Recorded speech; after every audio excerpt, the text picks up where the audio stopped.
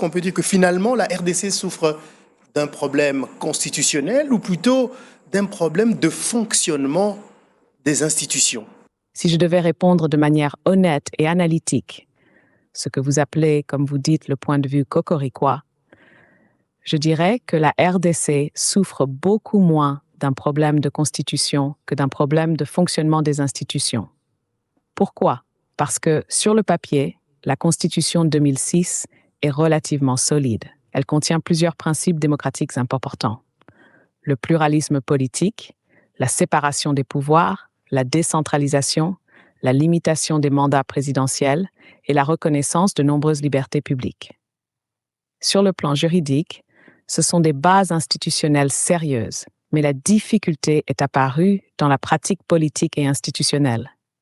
Dans plusieurs moments de la vie politique congolaise, on a observé que les institutions fonctionnaient moins selon la logique du texte constitutionnel que selon la logique des rapports de force politiques.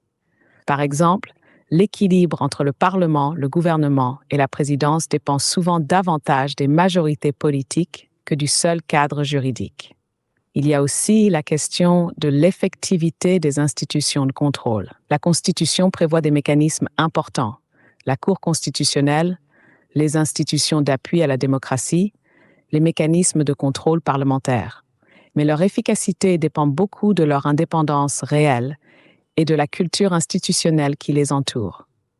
Donc, si l'on simplifie pour le public, le problème congolais n'est pas nécessairement que les règles soient mauvaises, mais plutôt que les règles ne soient pas toujours appliquées avec la rigueur et la neutralité que suppose un État de droit. Et c'est pour cela que certains juristes disent souvent une phrase très simple. Avant de changer la Constitution, il faut peut-être d'abord apprendre à la faire fonctionner pleinement. Et c'est précisément ce dilemme qui se trouve aujourd'hui au cœur du débat national.